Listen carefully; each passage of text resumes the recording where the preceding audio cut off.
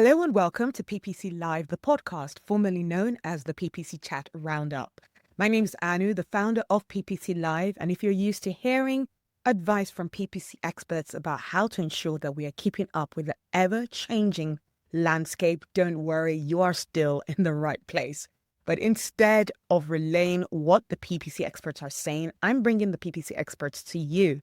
Every week I'm going to be speaking to a different PPC experts, whether I'll not just be using PPC folks, but also paid social and programmatic folks, the paid media industry, speaking to a varied amount of paid media individuals, professionals who have been doing this for a long time and talking about their biggest F-ups, but also about how they turn things around. We never leave things on a defeated note. Yeah, they'll share about what they experienced, what was disappointing, what was surprising, and how they just ultimately turned things around and still gained the trust of their clients. Today, we're going to be speaking to Sarah Sal, who is well known in the industry. People quote her and refer to her blogs, and her content has led her to more work, and she's dealt with large sums of figures in terms of account management, especially in paid social, but also dealing with some of the biggest brands that you would have heard of. We're talking about how some of her content led to a little bit of trouble, but I love her attitude with it. She knows the hard work she's put into her work, into her industry, into the industry. So she knows that those kinds of opinions that she put out there, as much as they can be risque, she understands the value of her work, which I think is going to be the biggest lesson from this talk. So yeah, let's go speak to Sarah. Hello, Sarah. Welcome to PPC Live, the podcast. It's fabulous to be here, and thank you for hosting me. Amazing. For those who don't know and who have not had the great opportunity to be in an audience and listening to Sarah give some amazing advice about Facebook ads or like paid social, Sarah is a Facebook ad specialist with clients such as Hootsuite and Ad Espresso, with having run 7 figures in Facebook ads spend under her belt over 12 years. And she's run ads for companies like ClickFunnels and Strategizer. Fun fact about Sarah, she says her daily menu always has room for a warm cup of matcha, sarcasm, and spicy vegan food. Just so much fun. And Sarah, I was saying earlier on about how I don't get matcha. I'm a coffee drinker. I'm like a purist, I feel. Pure coffee drinker from the Italian mountains. And like when people started going into the whole matcha thing, drinking, set matcha for us. Like if someone is thinking about drinking matcha and they don't get it like me, what's going to be your pitch? What's your pitch for drinking matcha? Okay, so the energy of matcha is more sustained, while coffee is like a big spike and you crash. But most people don't like matcha. They say it's like drinking green slide or drinking grass. Yeah. That's because the majority of matcha sold in coffee shop is low grade matcha, or it's like you go to Starbucks, it's 60% sugar, right? There is a type of matcha where it's grown only on the shade, where the leaf is pulled before they get bitter, but it's much more expensive. Yeah. So if you get like the high quality matcha with a ceremonial matcha just with water, it's very, very smooth. But coffee shops cannot get away with selling you a $10 cup of matcha, right? Now, if you buy the powder and you do it at home, you get a good quality. Or a few places in London, maybe 2 places in all of London that I know that serve ceremonial matcha.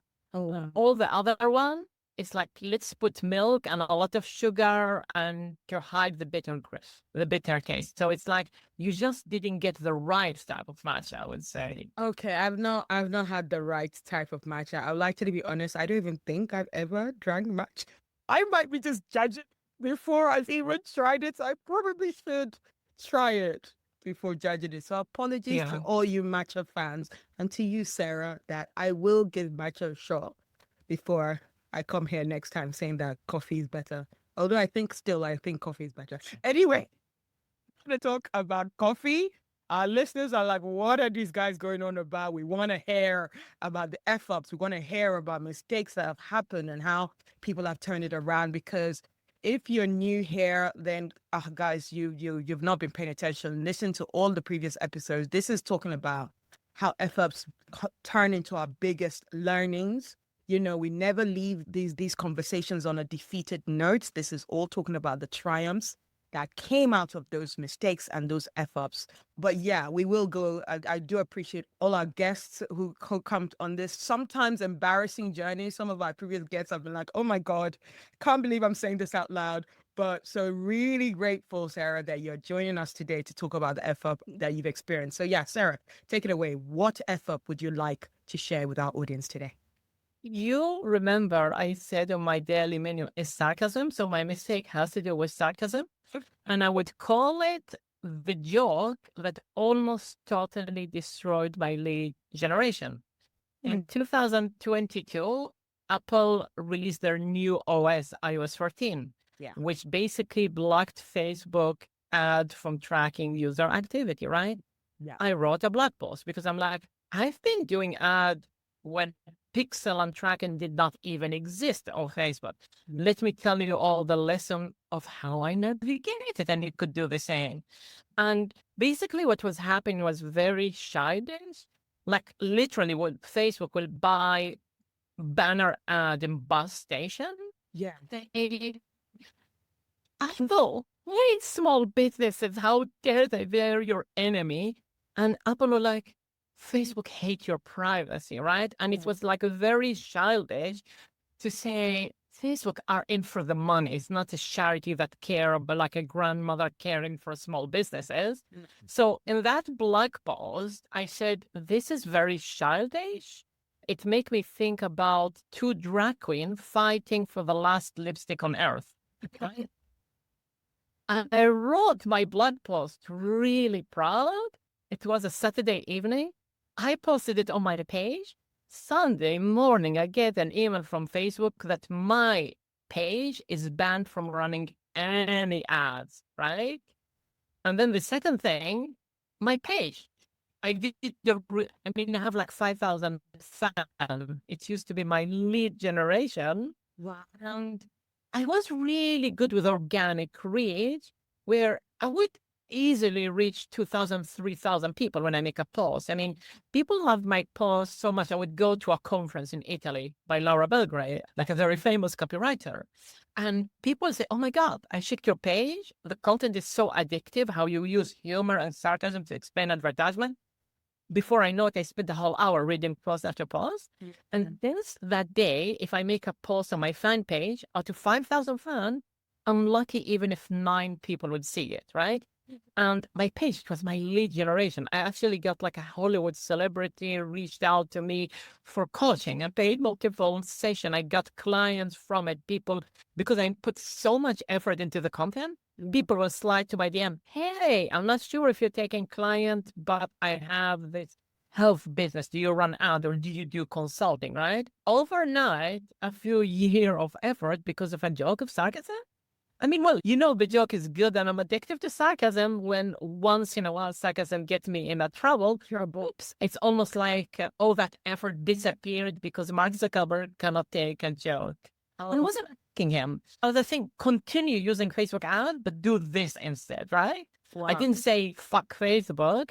I said, this is a lot of drama and Facebook and Apple are not even acting like adults. Yeah. And to be fair, it's not like if you just went after Facebook, you were going after the drama. You mentioned Apple in there. Exactly. Did Apple reach out to you and complain? No. I mean, I don't, here's the thing. My fan page is not owned by Apple. It's not like, here's the thing. They say, don't bite the hand that feeds you. Yeah. And my lead generation was not dependent on Apple, right? No. Now, if I had an app on Apple, who knows? And inside that app, I said Apple is childish. Yeah. Maybe they would have went after me. Who knows, right? Yeah. That actually seems very, very childish of Facebook. And because obviously, we say Mark Zuckerberg couldn't handle it, but it wasn't Mark Zuckerberg that asked you. And I doubt Mark Zuckerberg himself was the one that saw your page. So I am trying to think who within the department and within a particular office and within a branch and a certain manager was like, saw that and thought, okay, what we need to do is take this lady's page down even though what she's talking about is the drama, not that they're coming after you. But like in that moment, how did that make you feel? I'm okay with it because I already built my alternative, right? Sure. So I already had by then, I already had my website. So I give you an example. I spoke, I think it was 2 months ago at Africa. And yeah, somebody reached out to me on LinkedIn saying, I remember the blog post you wrote on Copy Hacker. And that's a blog post I wrote 5 years ago. People still remember a blog post I wrote 5 years ago. Because if you went to that blog post and you clicked print icon, it's like 44 pages, almost like a mini book. Wow. So that's like the effort I put into my content marketing. It even became the top marketing article for that website of the year. Yes. And it's Copy Hacker is a huge website. Like there are some of the best copyright in the whole world right there, right? Yes. Yeah. So because I had that, I had my content. I put ungated content where I say, please learn my marketing tactic. Yes. Yeah. Don't apply them, get the result. You don't even need to say thank you. Actually, a few years later, somebody said, oh, I used to work at this company, like it's like a gut health check.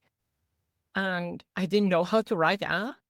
I used your blog post at Copy Hacker, and we broke the sale record to the point we needed to stop the ad because we ran out of stock. Wow. So because I had this type of content, I had my own website, and I link from those amazing guest blog posts back to my website. Yes. It doesn't matter.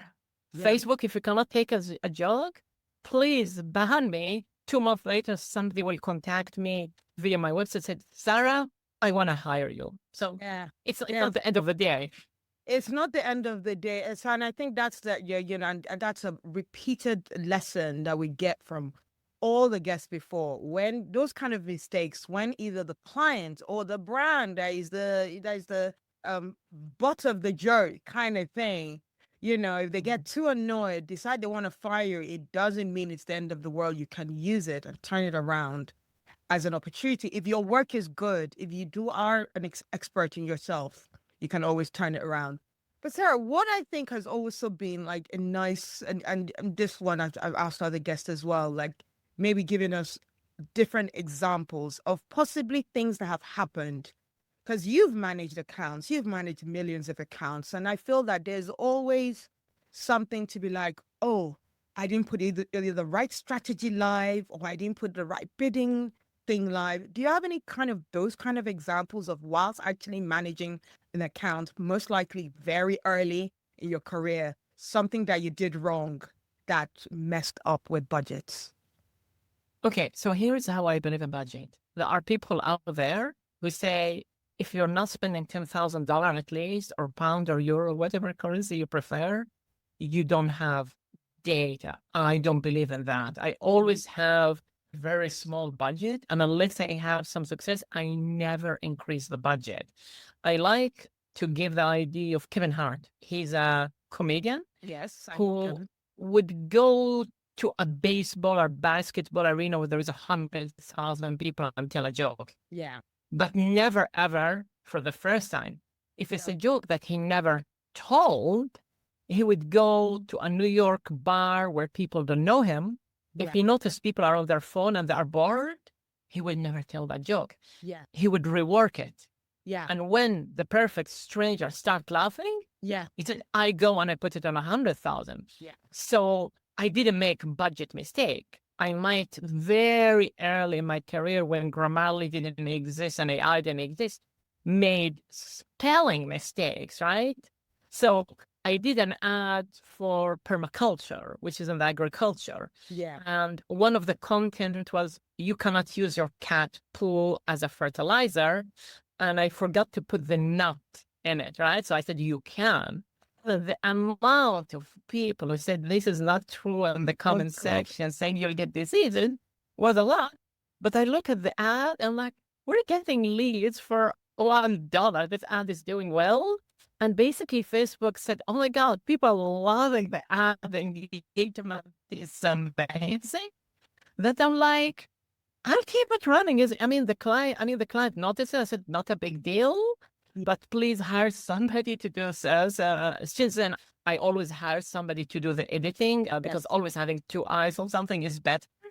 But the cost per lead was killed. It's not like the client went bankrupt or had needed to sell a kidney in order to pay Mark Zuckerberg retirement fund. Yes, that's actually, that's a very interesting example that you've given there, for the fact that you never know, even it's all about what you focus on. Because yes, that was a creative mistake, and we're not saying give the wrong message, but you don't lose your mind over it, because if the result then leads to leads, that's what you focus on. Has there been, in that kind of process, has there been any client that has made you feel bad about a decision that you've made? Because that's really something that I imagine our listeners will, want to figure out how to navigate. Mhm. So once in a while, okay, client come, and I'm not the type of person who say, Facebook know you better than your Facebook doesn't know you better than your mother. That's a lie, right? Facebook never changed your smelly diaper when you were 1 year old or 3 months old. Let's just make that clear. And often people come having huge expectation about what Facebook, because in the industry, we only talk about our successes, not failure, right? I mean, I write a lot of case study, right? I got a case study where on LinkedIn ad where I got like $3 lead, which is unseen in the industry. But you know what? If I tried some ad and it failed, I'm not going to write a blog post about it, right? No. So sometimes there are people who come and say, we want to hire you. I love your content. I'm like, I'm not sure Facebook ad is for you, right? I mean, your niche is like asking for marriage on the first date, go to Google, right? And then people are like, no, I absolutely insist, right? And then the tracking is missing. Like I see, just because people sign up for a free trial for a SaaS software, it doesn't mean they become client, right? And I'm like, do we have the tracking at the back end? No, but I'm happy with the cost per lead. It's 7 times cheaper than the previous advertiser. I keep doing. And after 2 months, I'm like, okay, I mean, if you're not telling me if you're too busy to telling me if your lead are converting or not, and you're paying me to run ad, I'll continue. I mean, I was honest with you. And often I'm like, you cannot keep doing the direct ad to reduce your risk. You need to do a webinar. You need to do educational content. Can you give me your email? How do we call it? Not email, email onboarding, right? Because you could have an email onboarding sequence that work really well with Google traffic, with organic traffic, and work absolutely not with paid social, that is interruption marketing. Yeah. And the person like, just sign up for my try. I haven't been getting your email. Oh, we have a bug. We'll fix it whenever, right? I mean, the person like, oh God, your targeting is rubbish. And I'm like, okay. And then I sent him a video like, I really does not make me pleasure to say, I told you so when we first met, if you remember. And more than once I said, can we do educational content? And your email was not, people with social media think if you reach the target audience, for a product people are not looking in, people will be on there, please give it to me. I've been desperate for your product. No, you need to date that person, wine and dine them, make them laugh, create content, make them desire to take the next step. They try going to Costa Coffee. Maybe one day, if all the ad network ban me, I'll be comedian and I will tap people on the shoulder and like, would you marry me? And then I go to and then I'm going to blame the coffee shop. I'm like, okay, I went to the coffee shop, tapped 20 people on the shoulder asking if they will marry me. One assaulted me. It must be I didn't target the right coffee shop. I need to go to Starbucks instead of Costa. Yeah. All the people wanting to marry on the first, a stranger on the first date is Starbucks. It's not Costa. Yeah. No, that's very interesting. So let's now talk about, let's say, AI, our world of AI, and the mistakes that we see. And I know I've spoken to a few experts, but they've talked about the PPC end of things. Now it would be really great to get your opinion in terms of like Facebook ads. Most common mistakes that you see that people should avoid when it comes to AI and Facebook. What's your advice for people? What's the thing that you see the most, really? Oh, I have an example. I have a story about a mistake I made. I just remembered, right? I'm running some ads. The results are good. The client sent me a screenshot. What the fuck is this ad? And the text above the ad was, "This is an awesome landing page." I never wrote that ad. And after digging for more than an hour, I find there is an AI new setting by default. Facebook making money an AI experiment and training their AI based on advertiser dime, where they say we get the right to swapping your headline by your description by your ad copy. And because the ad didn't have a description, because the ad text is so long that Facebook will never show the description. Yeah. Facebook grabbed the description of the landing page meta tag because the landing page builder meta tag for SEO just was saying this is an awesome landing page.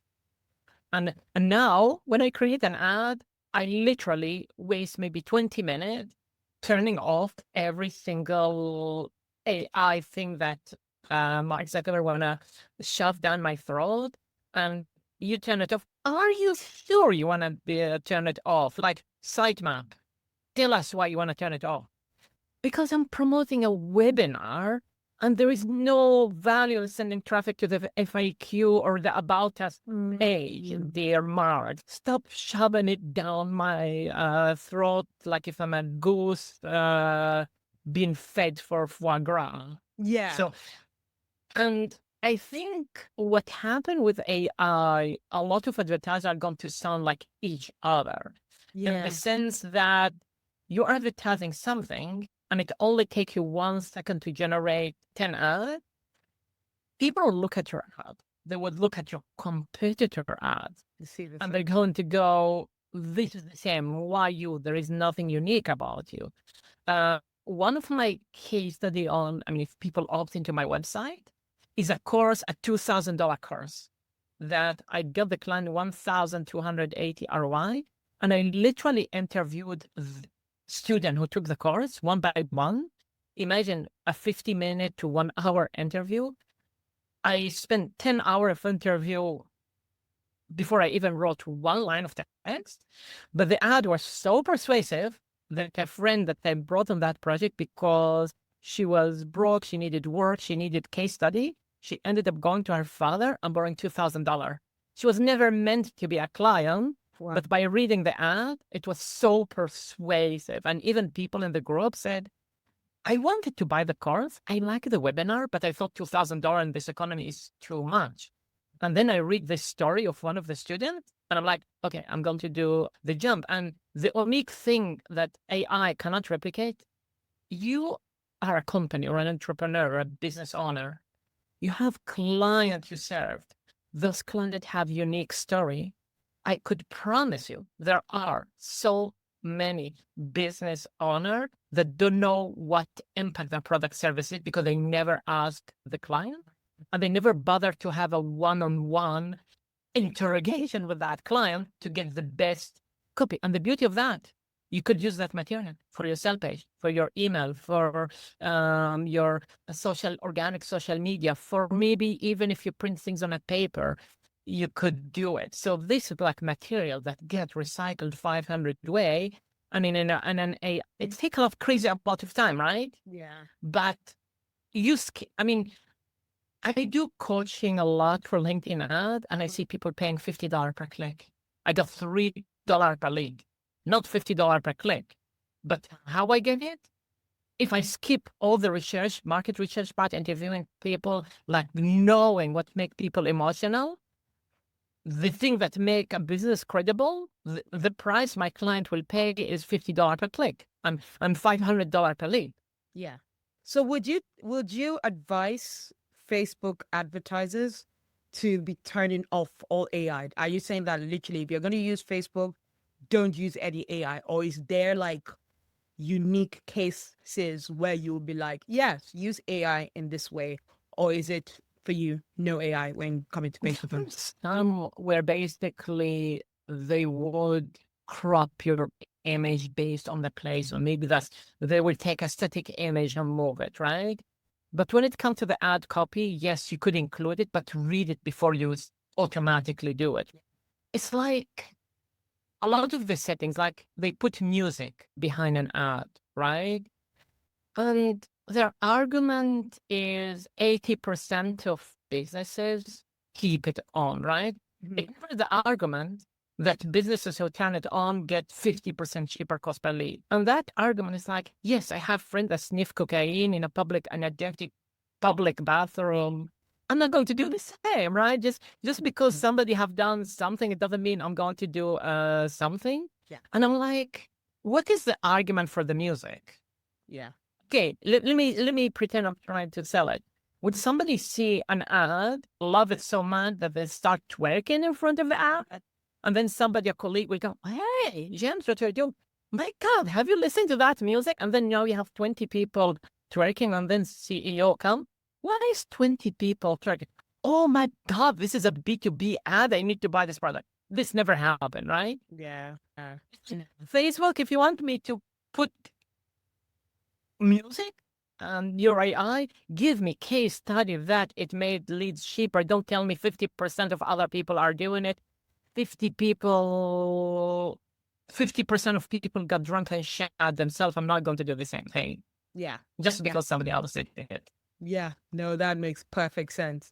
Now, moving away, we're talking about AI, we've talked about mistakes that you've experienced. And I'd like to actually give a moment to speak to people about, I don't hear any other podcasts or LinkedIn posts or any people bragging about, not bragging, just talking about the mistakes that they've experienced. Someone really said that that your transformation from when you actually made a mistake is actually what people want to buy into, where you get clients on how you've actually learned the mistake that you've made, what you've learned from. That actually shows the depth of your knowledge. So from your own point of view, why is it important that we talk about times that we've messed up? Because otherwise, marketing is not a linear function where you mix 20 grams of sugar with butter with something else and you put it in the oven for 20 minutes and you get a cake. Humans are unpredictable. Yes. And when we don't talk about our mistake, people think you do step 1, step 2, step 3, step 4. Your ads are guaranteed to have a success. But then people on the outside world don't get that sometimes advertisement is unfortunately trial and error. Yeah. So it's important to not say everything is amazing. Yeah. Yeah. No, Give absolutely. people a dose of reality. Give people the dose of reality. And I think that's probably going back to your first story. That's what Facebook didn't want. Facebook did not like that you were showing the absolute dose of reality that, guys, just shouting and just using a marketing strategy of fighting with your competitor is not a marketing strategy. They didn't like, my opinion is that they didn't like that you were doing that. You were telling the truth in your blog. My opinion, and that's where it's they automated. It's It's automated algorithm that they don't like people criticizing the platform on the platform. Yeah. Because I get a lot of calls from Facebook ad rep, right? And I'm like, why you're here? Can you look at my page? And then like, we cannot tell you. It said that it's private. Like what? Private security? I'm going to kidnap Mark Zuckerberg for an ask or ransom?